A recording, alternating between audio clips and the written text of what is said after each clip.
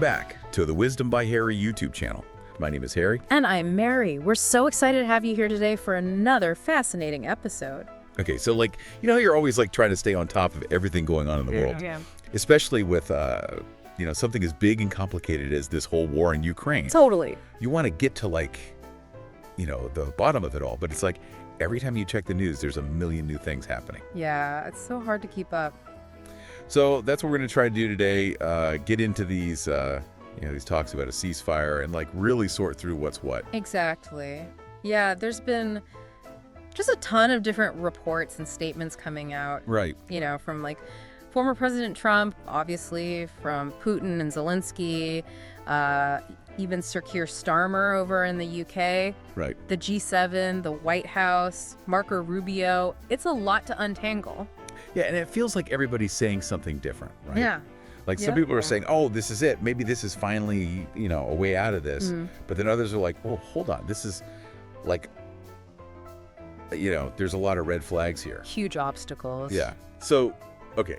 Let's start with Trump. What's he been saying? Okay, so Trump's been on, his platform Truth Social saying things like, oh, these talks are good and productive and all this. With Putin? Yeah. And this was after Putin met with a U.S. envoy, actually, in Moscow. Oh, wow. And the Kremlin even said something about, cautious optimism about the whole, possibility of peace. Cautious optimism. I mean, that's got to be good, right? Well, maybe. I think the big question is, are Trump and the Kremlin on the same page here? Okay, yeah. Or are they just using the same language but aiming for totally different things? Oh, interesting. Because you could see how, they might both be trying to spin things in a way that makes them look good. Right. But their actual goals, could be miles apart. Okay, so it's like reading between the lines. Exactly. Gotcha.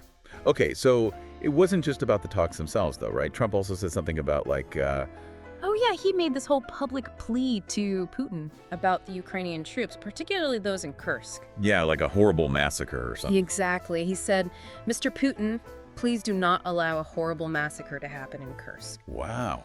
That's pretty intense. I mean, that's invoking some serious history, right? Yeah, really heavy stuff. And, Putin actually responded to that. He did? What'd he say? Basically said that if the Ukrainian soldiers there surrendered, they'd be treated humanely. Oh, okay. In accordance with international law, the laws of the Russian Federation, all that. I see. Which, sounds reassuring on the surface, but it also kind of raises more questions. Like what? Well, what are the conditions of surrender going to be? Oh, right. What does that even look like? And how does that fit with what Ukraine wants? Right, because they might not be so keen on just, giving up. Exactly. Okay, so let's switch gears and talk about how Ukraine's seeing all this, What's Zelensky saying? Well, Zelensky has basically accused Putin of just, dragging this whole thing out. Right. Yeah. He's like, Putin's putting these crazy conditions on the table. Like what? Well, we don't know exactly, but Zelensky's calling them, extremely difficult and unacceptable. Okay.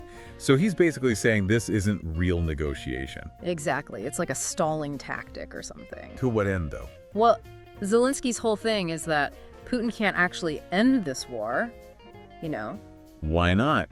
because he needs to be able to spin it as some kind of victory. Oh, I see. So any conditions he's putting out there aren't about making peace. They're about, undermining the whole process. Yeah. So he's saying Putin's just trying to buy time, basically. Right. Maybe he's hoping to gain some kind of advantage on the battlefield or something while these talks drag on. That makes sense. And Zelensky also called Putin a liar, right? Yeah, pretty much, yeah. He's saying Putin's lying about, everything. Really? About the actual situation on the ground, about how many casualties there have been, even about the state of the Russian economy. So yeah, basically he's saying, don't believe a word Putin says. That's a pretty big accusation. Yeah. It's like they're not even speaking the same language. Right. They're living on the same planet. It's like, how do you even, bridge that gap? Yeah, there's a huge amount of distrust. Okay, so it's not just Zelensky who's, skeptical, though. Right. Oh yeah, the Ukrainian armed forces have also been pushing back against some of the reports coming out. Really? Yeah. There were these reports saying that Ukrainian troops had been surrounded in Kursk, and they were basically No way. Yeah, they were absolutely false and fabricated. Huh. They said their forces had actually successfully regrouped. Interesting. So it's like there's all this back and forth Yeah, about what's actually happening, who's winning, who's losing. exactly. It's like a whole other war, like an information war going on at the same time. Totally. It makes it really hard to know, like, what the truth is on the ground. Okay, so what about other world leaders? Well, Sir Keir Starmer, the Prime Minister of the UK. Right. He seems to be kind of on the same page as Zelensky. Oh, really? Yeah, he said something about how we can't let Putin just play games with these ceasefire proposals, and that the Kremlin has shown complete disregard for, past attempts at de-escalation. Okay. So he's definitely not taking Putin at his word. And actually, he's actually doing something pretty interesting. What's that? He's planning to host a video call with a bunch of international leaders Oh, wow. to work on setting up a peacekeeping mission. A peacekeeping mission. That's pretty serious, right? Yeah, it's like he wants to have something ready to go if there actually is a ceasefire. Like a deterrent to stop things from, like, flaring up again. Exactly. Yeah. Because just having a ceasefire on paper isn't enough. Right. You need to have some kind of way to make sure it actually holds. Okay. So, have we heard anything about what, like, Putin's actual conditions for a ceasefire are? There have been some reports, but not a lot of details have been released publicly. But Zelensky has said they're, like, manipulative, so... Okay, so yeah, that doesn't sound too promising. Right. It sounds like he wants Ukraine to give up a lot. Yeah, I wonder what the sticking points are. Right. Like, how far apart are they, really? Yeah, exactly. Okay, so then there was that big G7 meeting, right, in Quebec. Yeah. What happened with that? Well, they all kind of got behind the U.S.'s proposal for a ceasefire, but But? they also said it had to be supported by Ukraine. Okay, so it can't just be, dictated by the U.S. and Russia. Exactly. And the Canadian Foreign Minister, Melanie Joly, she actually said that the ball's in Russia's court now. Ooh! Okay, so there's definitely some pressure on Russia to make a move. Yeah, to show that they're actually serious about de-escalation. Okay. And then the UK's Foreign Secretary, David Lammy, he said the G7 was totally united in calling for a ceasefire with, like, no conditions. No conditions. Wow, so that's like a total 180 from what we were just talking about with Putin. Yeah, I think this really shows how much the international community wants this war to end. Right, like immediately. Exactly, like without any preconditions. I'm sure a lot of it has to do with, the humanitarian crisis. Right. Just trying to prevent even more people from, dying. Makes sense. Yeah. Okay, so what's the U.S. government's, official position on all of this? Well, the White House press secretary, Caroline Leavitt, she's been pretty optimistic. Oh, yeah. Yeah. She said things like, the two sides have never been this close to peace, Really? and that the Moscow talks were productive. Interesting. But what about, what Zelensky was saying about the lies and all that? Right. It's interesting because she also mentioned that Trump's been, putting pressure on Putin to do the right thing. So it's like maybe the White House has seen something that we're not. Yeah, like maybe they have some kind of inside information or, some leverage they're using. But it does seem like there are some mixed messages even within the U.S. Yeah. Oh, yeah, for sure. I mean, Marco Rubio. Secretary of State. Right. He's been much more cautious. Oh. Yeah, he basically said, we shouldn't be basing our foreign policy on what people are saying on social media or in news conferences or whatever. Okay. And that, at the end of the day, the only way out of this is through negotiations. So he's taking a more, long view. I think so. He's not getting caught up in all the hype. He seems to understand that, this is going to take a lot of hard work.